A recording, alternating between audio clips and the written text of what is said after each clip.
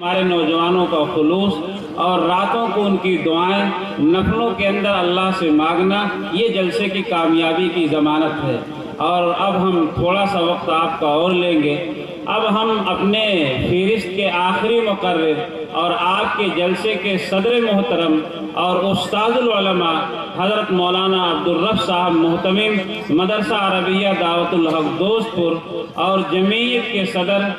میں ان سے بسط خلوص اور ادب و احترام کے ساتھ درخواست کرتا ہوں کہ حضرت والا تشریف لائیں اور اپنے مواعظ حسنہ سے محظوظ فرما کر دعا فرما کر رخصت ہوں۔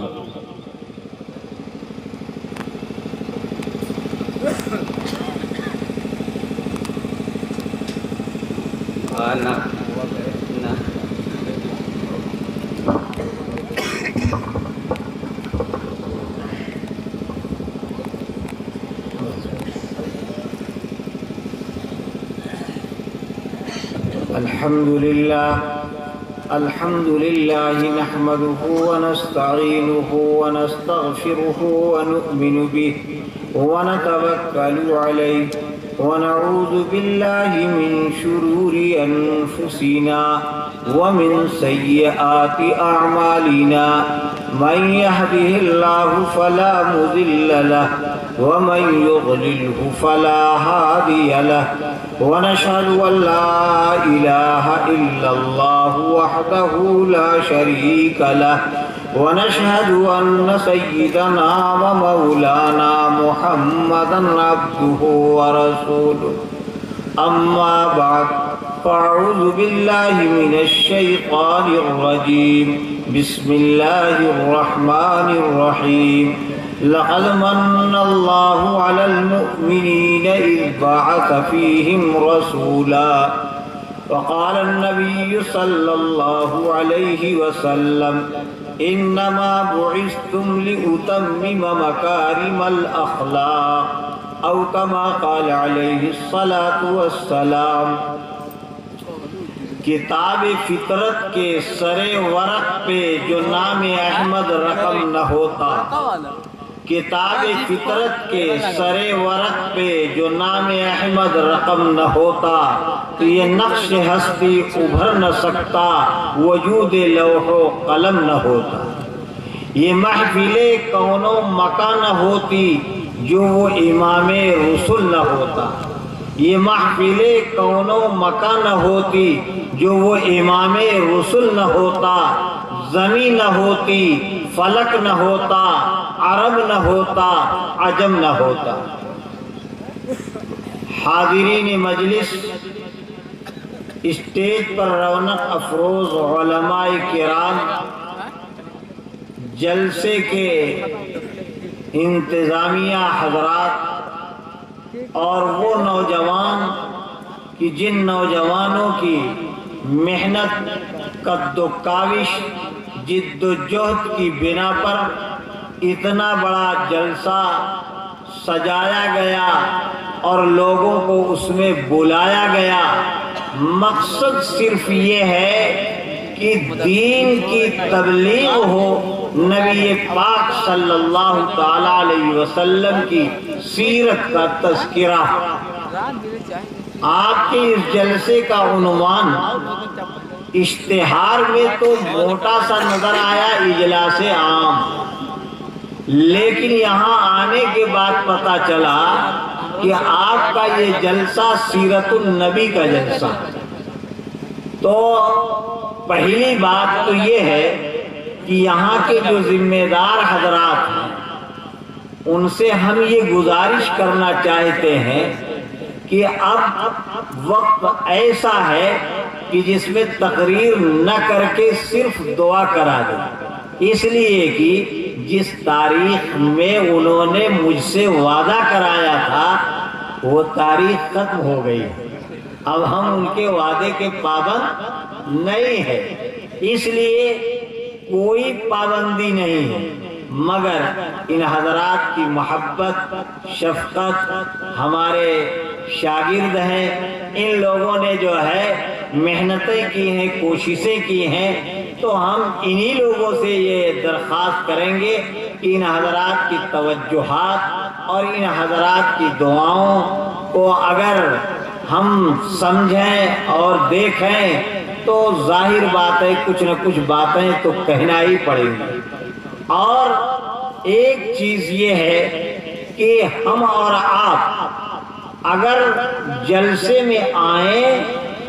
تو جلسے میں بغیر نیت نہ آئیں۔ بغیر نیت کے تو اللہ نماز بھی قبول نہیں کرتا، بغیر نیت کے تو اللہ روزہ بھی نہیں قبول کرتا۔ اللہ جب اہم عبادتوں کو نہیں قبول کرتا تو جہاں ان اہم عبادتوں کا درس دیا جائے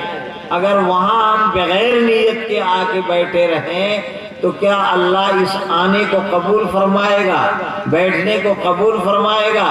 تو پہلے تو ہم یہ نیت کر لیں کہ اس جلسے کے اندر ہم سے پہلے اکابر علماء نے اپنے اپنے انداز پر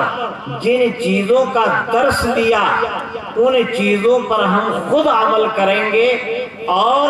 جہاں تک پہنچا پائیں گے وہاں تک پہنچائیں گے۔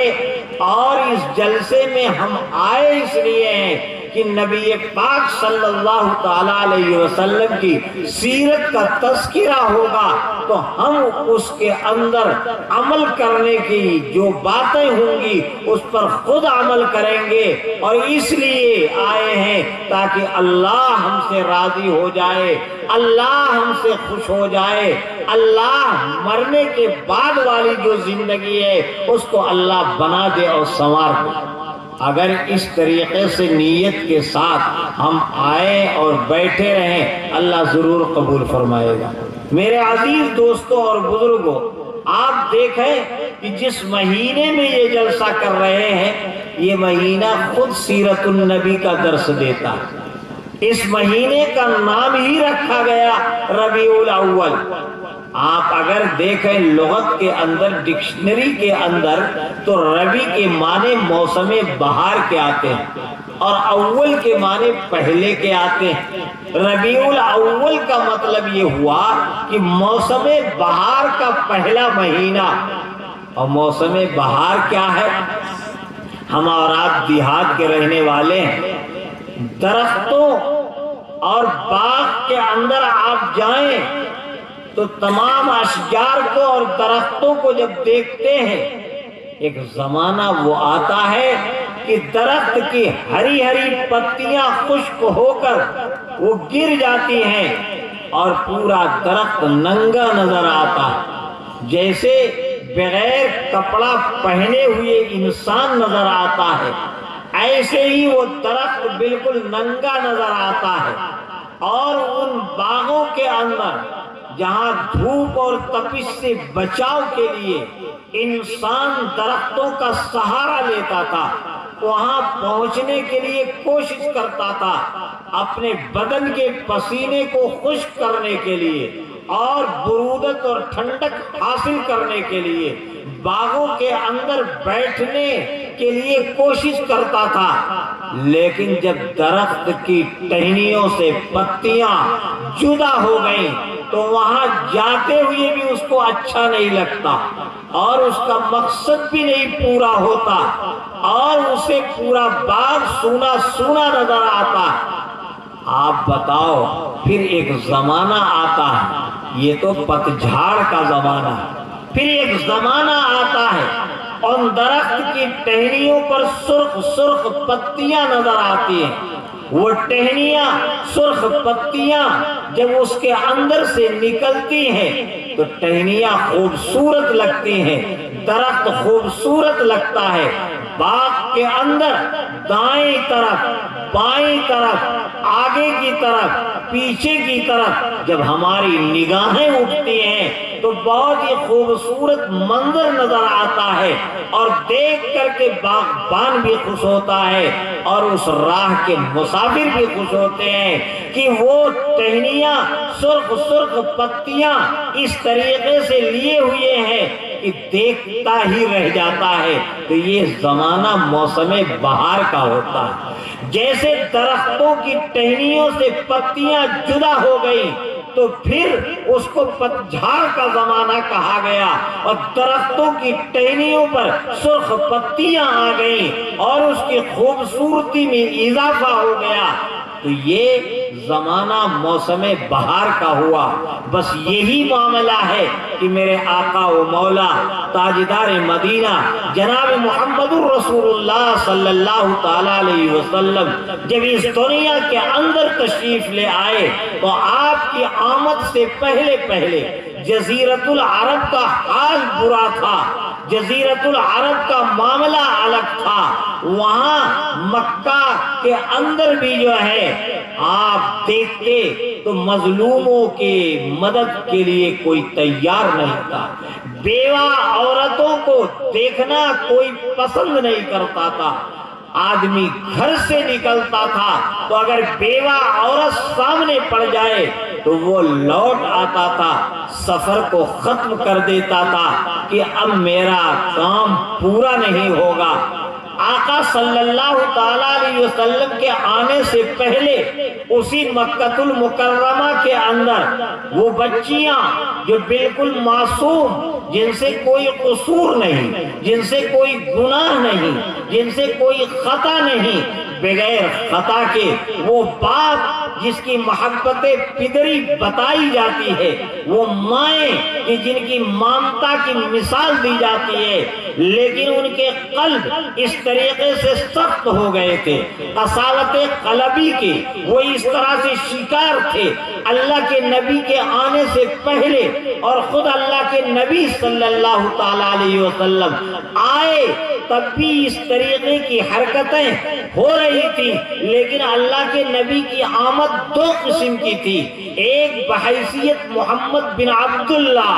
اور ایک بحیثیت محمد الرسول اللہ۔ تو ہمارے کہنے کا منشا یہ ہے کہ جب آپ صلی اللہ تعالیٰ علیہ وسلم نبوت و رسالت کے منصب پر فائز ہوئے تو آقا کے نبوت و رسالت کے منصب پر فائز ہونے سے پہلے کا زمانہ یہ پتجھاڑ کا زمانہ تھا کہ آپ بتاؤ کہ مکہ المکرمہ میں قساوت قلبی کا وہ دور تھا کہ ایک صحابی آ کر کے اللہ کے پیارے نبی صلی اللہ تعالیٰ علیہ وسلم کے دربار میں حاضر ہوتے ہیں اور یہ فرماتے ہیں کہ اے اللہ کے رسول صلی اللہ علیہ وسلم، مجھ سے ایک غلطی ہو گئی ہے، مجھ سے ایک قصور ہوا ہے، مجھ سے ایک خطا سرزد ہوئی ہے، آپ بتائیں کہ اس معافی ہوگی یا نہیں؟ آپ دعا فرما دیں، اللہ معاف فرما دے۔ اور پھر واقعہ نقل فرماتے ہیں کہ میرے پاس اولاد نہیں تھی، کچھ دنوں کے بعد جب اولاد اللہ نے دیا تو لڑکا نہیں لڑکی دیا، اور جب لڑکی دیا تو ہماری بیوی نے کہا کہ ہمارے تو بس ایک ہی ہے بچی یہی، تو اس کو میں بچا کر کے رکھوں اور حفاظت کے ساتھ میں اس کی پرورش کرنے کے لیے تیار، مگر اس خوف سے کہ یہاں کا جو سب سے بڑا ظالم لعین انسان ابو جہل ہے، اگر اس کو پتا چل جائے گا تو پھر جو ہے یہ بچی بچ نہیں پائے گی، تو ماموں کے گھر اس بچی کے ماموں کے گھر چھوڑ دیا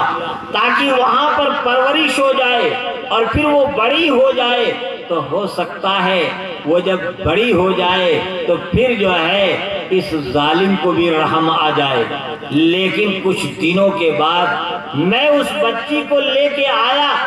جب وہ بچی میرے گھر آئی تو وہ بچی میرے گودوں میں بیٹھتی تھی، میرے داڑھیوں سے کھیلتی تھی اور مجھے چپک کر کے میرے ساتھ رہتی تھی، میں لیٹتا تھا تو میرے پاس لیٹتی تھی، اپنی تتلاتی زبان میں مجھ سے باتیں کیا کرتی تھی اور میں اس سے بہت مانوس ہو گیا۔ ایک دن میں جا رہا تھا اور ایک چوراہے پر میں نے دیکھا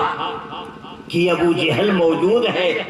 تو مجھ کو بلایا اور بلا کر کے یہ کہا میں نے سنا ہے کہ تیرے گھر میں بچی ہے، اگر تو نے اس بچی کو عرب کے دستور کے مطابق زندہ دفن نہیں کیا تو میں آؤں گا اور تجھ کو، تیری بیوی کو، تیرے گھر کو، سب کو اجاڑ کر کے رکھ دوں گا، تجھے قتل کر دوں گا۔ تیری وجہ سے تمام قریش کی ناک کٹ رہی ہے، اور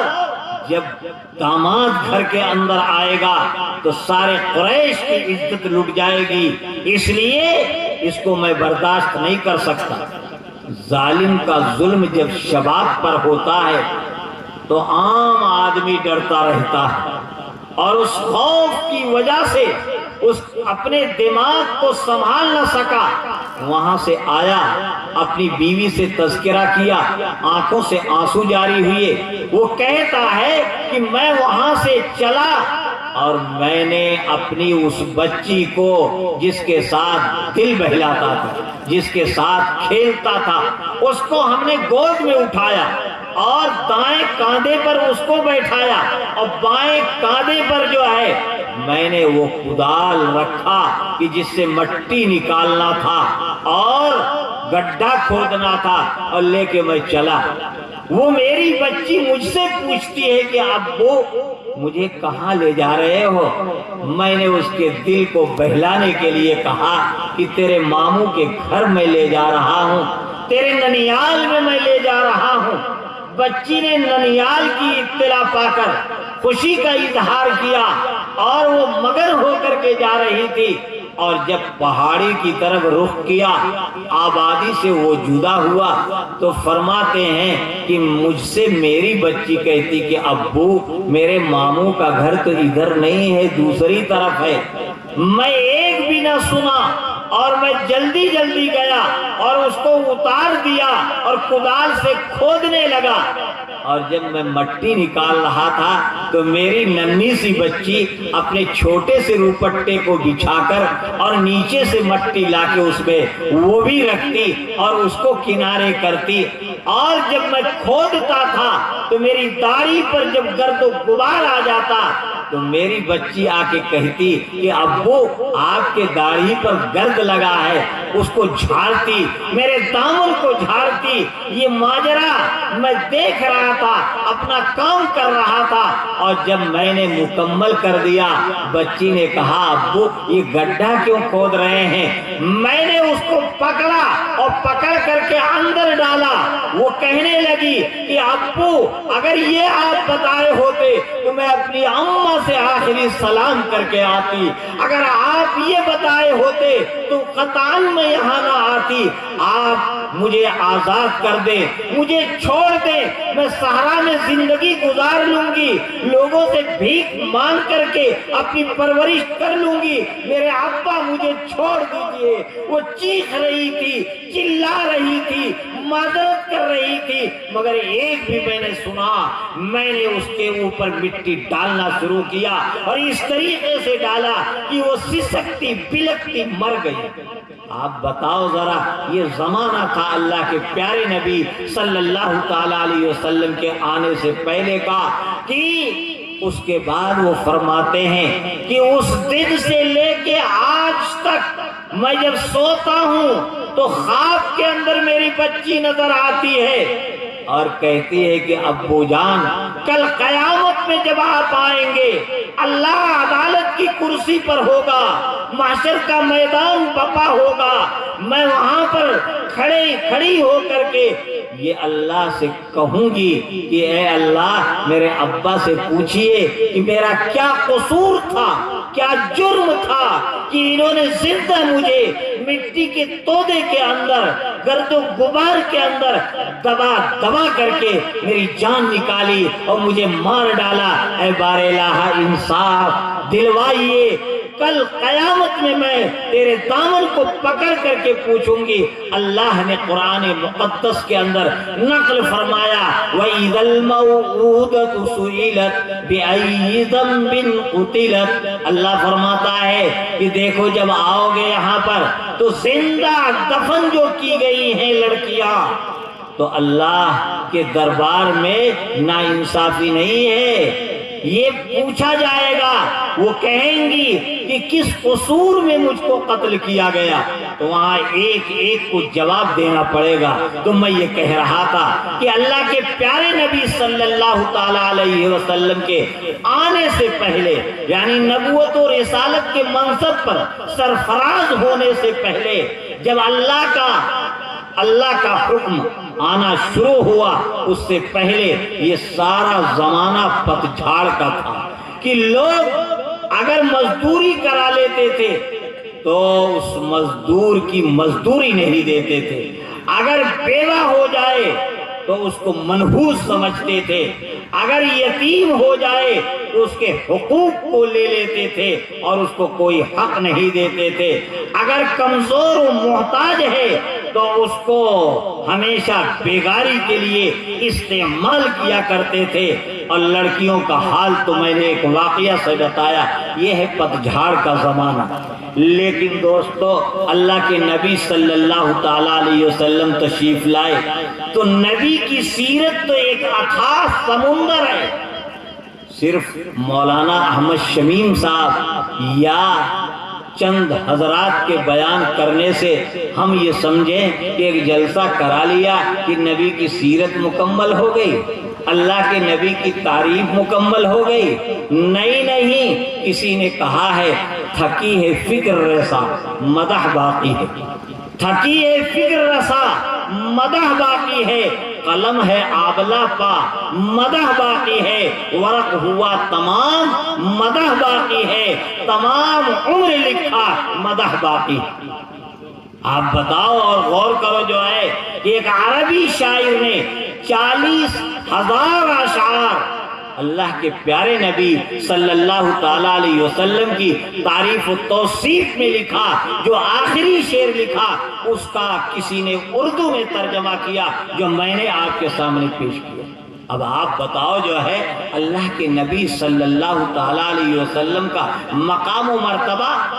دارالعلوم دیوبند کے بانی حضرت مولانا قاسم صاحب نانوتوی رحمت اللہ علیہ، جن کا عشق رسول میں ایک اعلیٰ مقام ہے، جن کو ایک جماعت ہے وہ گستاخ رسول کہتی، نعوذ باللہ نعوذ باللہ، اور وہ گستاخ رسول کہنے والے کو اللہ نے اس طریقے سے اس کی زندگی میں آپ دیکھیں گے، ساری کتاب تو اس نے لکھا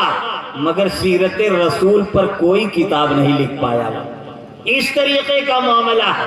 تو حضرت مولانا قاسم صاحب نانوتوی رحمت اللہ علیہ جب مدینہ المنورہ گئے، حج کے لیے گئے، تو آپ نے اپنے پیروں سے جوتے اتار لیے، ننگے پاؤں چلنے لگے۔ لوگوں نے کہا حضرت یہ مدینہ کی گلیاں ہیں، یہاں پر سنگریزے ہیں، یہ پتھریلی زمین ہے اور یہاں چھوٹے چھوٹے ایسے سنگریزے ہیں جس سے پاؤں کٹ جائے گا، اور علماء نے جوتے کو پہن کر چلنا یہ جائز لکھا ہے۔ اتنے بڑے عالم سے کہنے والے کہہ رہے تھے۔ مولانا قاسم صاحب نانوتوی رحمت اللہ علیہ نے فرمایا میں بھی جانتا ہوں کہ جائز ہے، فقہا نے اجازت دیا ہے، لیکن عشق رسول مجھے اس طرح سے ستا رہی ہے کہ مجھے شرم ہے کہ اگر میں جوتا پہن کر کے چلوں تو کہیں مدینہ کی گلی میں اس مقام سے میرا گزر ہو جائے جس مقام پر اللہ کے پیارے نبی صلی اللہ علیہ وسلم لیٹے ہوں اور سوئے ہوں، اور اس زمین کا تلفظ اور اس زمین کا لگاؤ اللہ کے پیارے نبی صلی اللہ تعالیٰ علیہ وسلم کے جسد اطہر سے ہو، اور وہاں قاسم نانوتوی کا جوتا وہاں پر پہنچ جائے تو مجھے شرم آتی ہے۔ یہ مولانا قاسم صاحب نانوتوی رحمت اللہ علیہ فرماتے ہیں سب سے پہلے مشیت کے انوار سے، سب سے پہلے مشیت کے انوار سے نقش روئے محمد بنایا گیا، سب سے پہلے مشیت کے انوار سے نقش روئے محمد بنایا گیا، پھر اسی نقش سے مانگ کر روشنی، پھر اسی نقش سے مانگ کر روشنی بزم کونوں مکہ سجایا گیا۔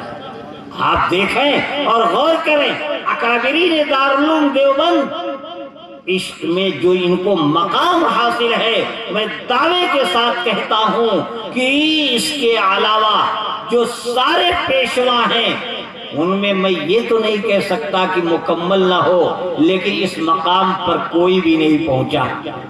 یہ کاروان دارالعلوم دیوبند اور مظاہر علوم اسی طریقے سے یہ اکابرین جو ہیں ان کے عشق کا یہ عالم ہے، ان کی محبت کا یہ عالم ہے، ان کا سنتوں پر عمل کرنے کا یہ عالم ہے کہ حاجی امداد اللہ صاحب مہاجر مکی رحمت اللہ علیہ جن کی عمر 80 سال کی ہو گئی،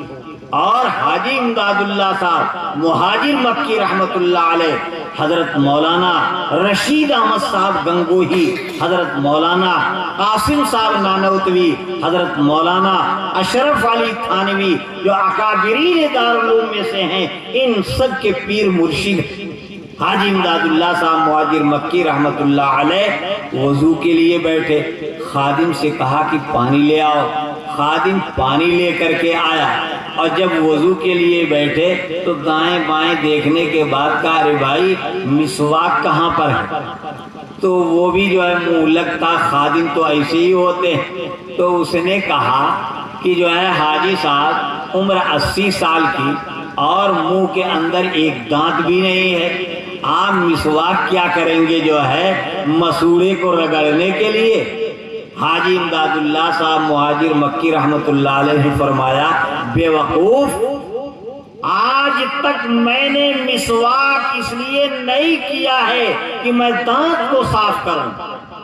میں نے تو مسواک اس لیے کیا ہے کہ اللہ کے پیارے نبی صلی اللہ تعالیٰ علیہ وسلم کی سنت ہے، لہذا دانت رہے نہ رہے لیکن میں اس سنت کو ادا کروں گا کہ جس سنت کے ادا کرنے میں ایک نماز نہیں کئی نمازوں کا ثواب اللہ عطا فرماتا ہے، میں اس سنت کو ادا کروں گا کہ جس سنت کی پابندی پر اور سنت کی ادائیگی پر اللہ کے پیارے نبی صلی اللہ تعالیٰ علیہ وسلم نے فائدہ بتاتے ہوئے یہ بتایا ہے کہ دیکھو اگر تم مسواک پابندی کے ساتھ کرتے رہو گے اور مسواک ہماری سنت ہے اس کو ادا کرتے رہو گے، اس کا سب سے بڑا فائدہ ہے کہ جب دنیا سے تم جانے لگو گے تو اللہ تجھے کلمہ لا الہ الا اللہ محمد الرسول اللہ کی توفیق عطا فرمائے گا۔ بتاؤ ذرا یہ ہمارے اکابرین حضرت مولانا شیخ الہند حضرت مولانا محمود الحسن دیوبندی رحمت اللہ علیہ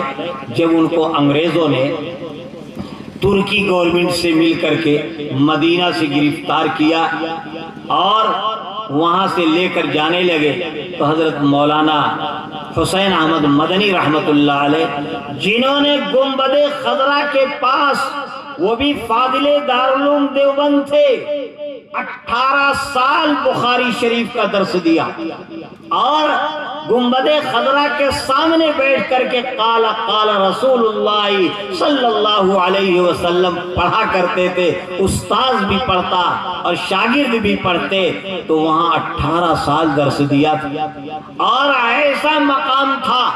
کہ مدینہ کی گلی میں جا رہے تھے اور تربوز کا چھلکا پڑا ہوا تھا، آپ نے اس چھلکے کو اٹھایا، اس کا ٹکڑا بنایا اور اس کو پانی میں ڈال کے ابالا اور پھر وہ پانی پی رہے تھے۔ لوگوں نے کہا حضرت اس چھلکے کو آپ اتنے اہتمام کے ساتھ کیا معاملہ ہے؟ کہنے لگے چھلکے کا معاملہ نہیں ہے، معاملہ یہ ہے کہ یہ اللہ کے نبی صلی اللہ تعالیٰ علیہ وسلم کے دیار مدینہ المنورہ کی گلی کے اندر پڑا ہوا تھا، میرے دماغ میں آیا کہ اگر اس گلی کا یہ چھلکا بھی اٹھا کر کے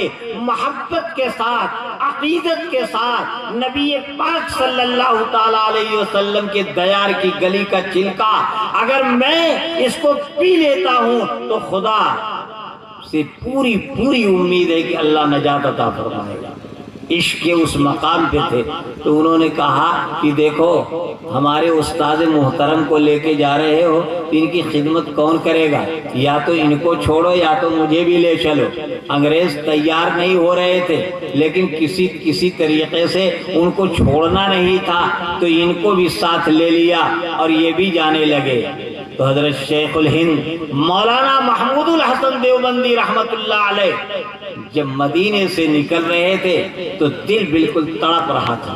بے چین و بے قرار تھے، اور اس بے قراری کے عالم میں جنت کو خطاب کر کے یہ کہا، جنت تجھ میں حور و قصور رہتے ہیں، اے جنت تجھ میں حور و قصور رہتے ہیں، میں نے مانا ضرور رہتے ہیں،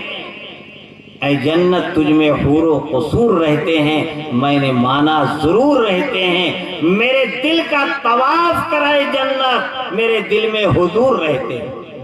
آپ بتاؤ اور غور کرو، یہ ہے عاشقان رسول۔ حضرت مولانا حسین احمد مدنی رحمت اللہ علیہ جب چند قدم چلتے تو مڑ کر کے گنبد خضرا کو دیکھتے، اور وہ بھی گنگنا کے شعر پڑھ رہے تھے اور یہ کہہ رہے تھے کہ دمکتا رہے تیرے روضے کا منظر،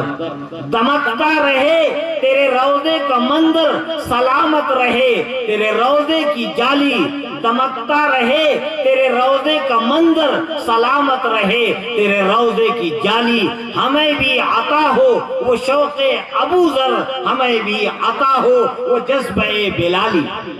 یہ ہے عاشقان رسول کہ جن کا مدینے کے ساتھ، گنبد خضرا کے ساتھ، مدینے کی گلیوں کے ساتھ، نبی کی سنت کے ساتھ یہ تعلق، یہ لگاؤ، یہ محبت، یہ عقیدت۔ آج ہم ہیں کہ جلسے تو سیرت النبی کے کراتے ہیں، لیکن صبح مسجدیں سونی نظر آتی ہیں۔ آج ہم ہیں کہ ہم نبی کے چہرے کی طرح اپنا چہرہ نہیں بناتے، نبی کے لباس کی طرح سے ہمارا لباس نہیں ہے، اور نبی کی تعلیم کے مطابق، نبی کی سنت کے مطابق ہم نہ کھانا کھاتے ہیں، نہ سوتے ہیں، نہ رہن سہن ہے، نہ شادی بیاہ ہے، اور نہ نکاح ہے، نہ غمی خوشی کے موقع پر ہم نبی کی سیرت کو، نبی کی سنت کو بھولا دیتے ہیں۔ تو آپ بتاؤ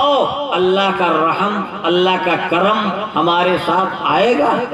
کہاں سے آئے گا جب ہم نے وہ طریقہ ہی چھوڑ دیا؟ آپ بتاؤ۔ ابھی حضرت مولانا فرما رہے تھے کہ اللہ نے قرآن مقدس کے اندر یہ فرمایا کہ رسول اللہ کی ذات میں ایک عمدہ نمونہ ہے، اسوۃ حسنہ، اچھا نمونہ ہے۔ تو آپ اگر جوتا لے جا کر کے کسی موچی کو دیں کہ صاحب اسی طریقے سے ایک جوتا آپ بنا دیں، اگر اس نے اس جوتے کو چھوٹا کر دیا یا اس جوتے کو بڑا کر دیا یا اس کی ہیئت قضائیہ، اس کی صورت کے اندر تبدیلی کر دی، اور جو آپ نے دیا ہے نمونے کے مطابق اس نے جوتا نہیں بنایا،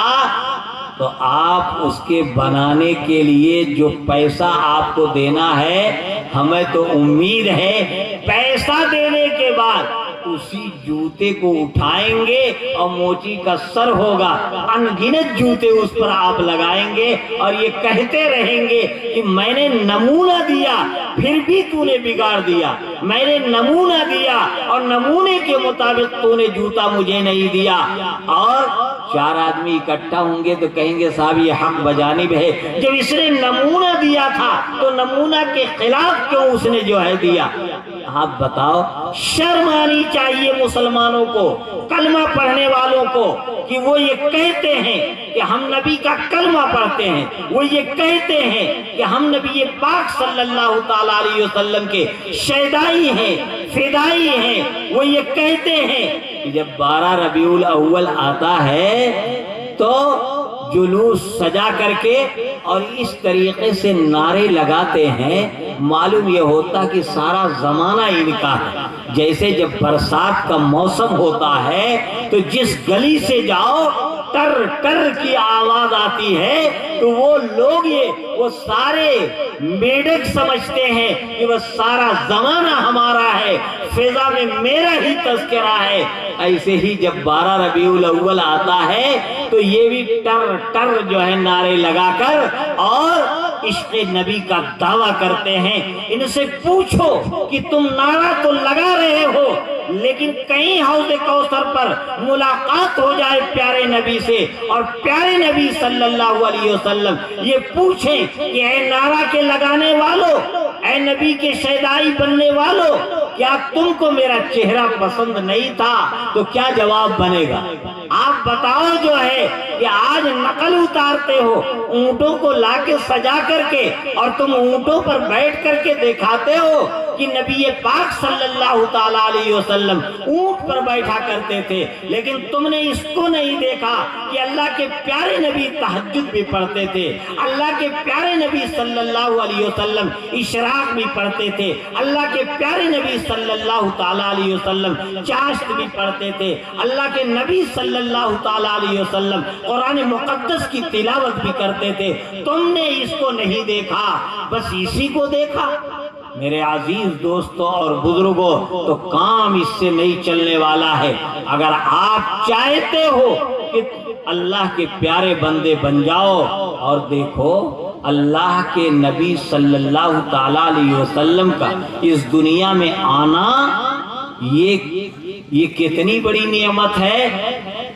کہ اللہ نے آنکھ دیا، ناک دیا، بینائی دی، شنوائی کی طاقت دی، صحت دیا، تندرستی دیا، زمین بنایا، پہاڑ بنایا، چاند اور ستارے بنائے، اور آسمان بغیر ستون کے کھڑا کر دیا، لیکن اللہ نے پورے قرآن میں کہیں احسان نہیں جتلایا، کہیں احسان نہیں جتلایا کہ میں نے پہاڑ بنایا تم پر احسان کیا، میں نے زمین بنایا تم پر احسان کیا، میں نے چاند بنایا تم پر احسان کیا، میں نے ستاروں میں جھلملاہٹ رکھی اور میں نے احسان کیا، آفتاب میں تابانی پیدا کی میں نے احسان کیا، چاند میں چمک دمک بنایا اور میں نے احسان کیا۔ نہیں، لیکن اللہ نے قرآن میں کیا فرمایا؟ لَقَدْ مَنَّ اللَّهُ عَلَى الْمُؤْمِنِينَ إِذْ بَعَثَ فِيهِمْ رَسُولًا۔ اللہ نے کیا فرمایا کہ اللہ نے احسان کیا ہے کس پر؟ مومنین پر، ایمان والوں پر، کلمہ پڑھنے والوں پر، نبی کے شیدائیوں پر، نبی کے فدائیوں پر، نبی کے ماننے والوں پر اللہ نے ایک بہت بڑا احسان کیا۔ اللہ کیا فرماتا ہے؟ اذ بعث فیہم رسولا، کہ ان میں اللہ نے کیا بھیجا؟ رسول بھیجا۔ اللہ کے نبی صلی اللہ تعالی علیہ وسلم کو اس دنیا کے اندر بھیجا، تو اللہ کہتا ہے کہ یہ اللہ نے مومنین پر احسان کیا۔ ساری نعمتیں جن کو ہم بہت کچھ سمجھتے ہیں اس پر اللہ نے نہیں کہا میں نے احسان جتلایا۔ کیوں؟ اس لیے کہ اللہ کے دربار میں اور اللہ کے پاس، اللہ کے خزانے کے اندر جتنی بھی چیزیں ہیں ان کی مثال تو ہم اور آپ پیش کر سکتے ہیں، لیکن اللہ کے نبی صلی اللہ تعالی علیہ وسلم وہ در یتیم ہیں اور ایسے ہیں کہ میرے نبی کی طرح سے کوئی نبی نہیں، میرے رسول کی طرح سے کوئی رسول نہیں۔ فصاحت کو تحیر ہے، بلاغت کو پریشانی، فصاحت کو تحیر ہے، بلاغت کو پریشانی، کہ لفظوں سے بہت بالا جناب مصطفیٰ تم۔ اس لیے دوستو جو ہے ہم کو اور آپ کو دیکھنا چاہیے اور غور کرنا چاہیے اور سوچنا چاہیے کہ دیکھو نبی کی سیرت کو سننا، نبی کی سنتوں کو سننا صرف اس لیے کہ چہرہ ہمارا کیسا ہو، اس طرح سے نہ ہو کہ جیسے ہوائی اڈے کو لوگ صاف کیے رہتے ہیں ایسے ہی ہمارا چہرہ بھی ہوائی اڈا نظر نہ آئے، بلکہ دیکھو کہ نبی کا نور چہرے پر ہے کہ نہیں ہے۔ ہماری وہ عورتیں، مائیں، بہنیں وہ یہ سوچیں کہ ان کو بھی سیدہ فاطمہ الزہرا رضی اللہ تعالی عنہا کو جو اللہ کے نبی نے سیرت بتلایا تھا تو اس سیرت کے مطابق جو ہے زندگی گزارنی چاہیے، کہ آخری وقت ہے سیدہ فاطمہ الزہرا رضی اللہ تعالی عنہا کا، تو فرماتی ہیں کہ حضرت علی کو بلایا اور بلا کر کے کیا کہا کہ آپ میرے شوہر، اور شوہر کے بڑے حقوق ہیں، اور میں ادا نہ کر سکی۔ کون کہہ رہی ہیں؟ لاڈلی بیٹی سیدہ فاطمہ الزہرا رضی اللہ تعالی عنہا۔ تو اے علی آپ مجھے معاف فرما دیں، مجھے لگتا ہے کہ اب میرا یہ آخری وقت ہے، تو دنیا کے اندر آپ اللہ کے واسطے معاف فرما دیں۔ مگر شوہر بھی شیر خدا علی مرتضیٰ حیدر کرار ہیں، اللہ کے نبی کے تربیت یافتہ صحابی رسول، انہوں نے فرمایا کہ فاطمہ یہ مت کہو کہ آخری وقت ہے۔ آنکھوں سے آنسو جاری، لیکن وہ یہ فرماتے ہیں کہ اے فاطمہ جب تک تو میرے نکاح میں تھی میں نے کسی سے نکاح نہیں کیا، اور جب تک تو میرے نکاح میں تھی میں تیرے ساتھ تھا، لیکن تو شہزادی اللہ کے نبی کی لاڈلی بیٹی، اور پوری دنیا انسانیت میں سب سے اعلیٰ مقام جو حاصل ہے وہ اللہ کے پیارے نبی صلی اللہ تعالیٰ علیہ وسلم کو حاصل ہے۔ اور کیا فرمایا؟ اللہ کے پیارے نبی کی زبان سے میں نے سنا کہ جنت کی عورتوں کی سردار سیدہ فاطمہ الزہرا رضی اللہ تعالی عنہا ہے۔ آپ مجھے معاف فرما دیں، میں آپ کے حق کو ادا نہ کر سکا۔ آپ بتاؤ آخری وقت میں کیا فرماتی ہیں؟ فرماتی ہیں کہ اللہ آپ کو معاف فرمائے، اور حضرت علی نے فرمایا اللہ آپ کو معاف فرمائے، لیکن سیدہ فاطمہ الزہرا رضی اللہ تعالی عنہا فرماتی ہیں کہ اے علی میرا جب انتقال ہو جائے تو لوگوں کو اطلاع مت کرنا، اور مجھے پردے کے ساتھ لے جا کر جنت البقیع کے اندر دفن کر دینا۔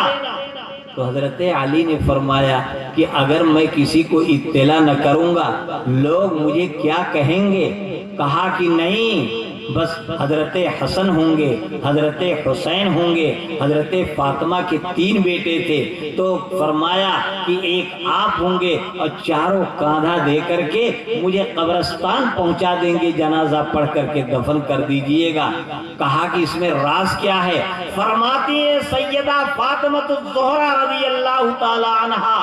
کہ جب مجھے کفن پہنا دیا جائے گا، میرے کفن کو باندھ دیا جائے گا، تو میرے جسم کے کچھ اعضاء ابھرے ہوئے نظر آئیں گے، تو میں نے پوری زندگی اپنے آپ کو بچایا کہ کسی غیر محرم کی نگاہ میرے اوپر نہیں پڑی، تو میں چاہتی ہوں کہ مرنے کے بعد بھی میرے جسم کے اوپر کسی کی نگاہ نہ پڑے۔ تو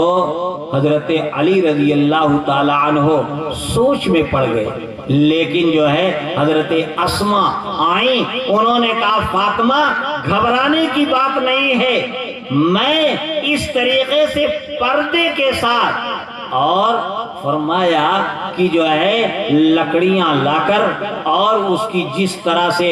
کمان بنائی جاتی ہے بنا کر اور اوپر سے پردہ ڈال کر تم کو بالکل اندر کر دوں گی، اور اس طریقے سے تمہارا جنازہ جائے گا۔ آپ بتاؤ اور غور کرو کہ انتقال کے بعد بھی وہ پردے کا اہتمام کرتی ہیں۔ آج ہماری عورتوں کا کیا حال ہے کہ وہ زندگی میں اور گھروں کے اندر نہیں، حال یہاں تک بگڑا ہوا ہے کہ اگر شادی ہوتی ہے، شادیوں کا موسم ہے نا، شادی کے موقع پر جیسے ہی یہ ایک رواج ہمارے یہاں برا رواج جس کو کہتے ہیں کہ نوجوان دولہا اندر جاتا ہے تو اس کا نکاح تو کسی ایک سے ہوا ہے، اور اس کی ماں یا بہن کچھ دیر کے لیے اس کے لیے جائز ہے، اس لیے کہ جب بہن نکاح میں ہے تو دوسرے سے وہ نکاح نہیں کر سکتا دوسری سے، اور ماں اسی طرح سے کچھ مخصوص عورتیں ہیں۔ لیکن کیا ہوتا ہے، جس کو دیکھو اس گلی سے اس گلی سے اس گلی سے عورتیں آ رہی ہیں، ان سے پوچھو کہاں جا رہی ہے؟ دولہا دیکھنے جا رہی ہے۔ کہاں جا رہی ہو؟ دولہا دیکھنے جا رہے ہیں۔ پورا گھر بھر گیا، کیا؟ دولہا دیکھنے۔ بتاؤ کس شریعت میں اجازت ہے دولہا دیکھنے کی اس طرح سے؟ لیکن اگر خدا نہ خواستہ پورا آنگن بھرا ہو اور دولہا بیٹھا ہو اور ہر ایک वहाँ मौजूद हो और दुल्हन ये सोचे कि पूरे गांव मोहल्ले से दौड़ दौड़ करके सब आ रही हैं दूल्हा देखने के लिए, तो वो भी जल्दी से अपना उठ करके और घूंघट उतार करके आ जाए कि अरे चलो मैं भी तो दूल्हा देख लूं। तो पूरा मजमा क्या कहता है? कहता बड़ी बेहया है, बेशरम है कि देखो जो है ये दौड़ी चली आ रही है। हालांकि ये उल्टी गंगा बहा रहे हैं, उसका तो निकाह हो गया, उसके लिए देखना जाए। और ये जितनी हरामखोर खड़ी है और गुनाह का काम कर रही हैं, ये उल्टे उन्हीं को कहती है बेहया और बेशरम। हमारी ये हालत हो गई है कि हम अच्छे काम को भी नहीं समझ पाते। मेरे अजीज दोस्तों और बुजुर्गों, जो है आज शादी और ब्याह के अंदर नबी की सुन्नतों को छोड़ दिया जाता है। तो सीरत के जलसे का फायदा यह है कि नबी की सीरत को, सुन्नत को अपनाओ। शादी के मौके पर भी आप बारात इस तरह से ले जाते हैं कि जैसे मालूम होता है कि उस गांव के अंदर जो है लूटने के लिए जा रहे हैं। वहां पहुंचने के बाद आजकल एक रवाज चल गया बफर सिस्टम। हमारे एक उस्ताद थे, वो कहते थे ये कुकुर सिस्टम है कि जो है बस कुत्तों की तरीके टहल टहल करके खाना। ये नबी की सीरत नहीं है, नबी की सुन्नत नहीं है। नबी की सुन्नत पर अमल करना सीखो, तब तुम्हारी जिंदगियों में निखार अल्लाह पैदा करेगा और दुनिया के अंदर भी इज्जत अता फरमाएगा, आखिरत में भी इज्जत अता फरमाएगा। मोहम्मद की मोहब्बत दीन हक की शर्त अव्वल है। मोहम्मद की मोहब्बत दीन हक की शर्त अव्वल है। इसी में हो अगर खामी तो सब कुछ नामुकम्मल है। व आखिर दावाना अल्हम्दुलिल्लाह। दरूद शरीफ पढ़िए।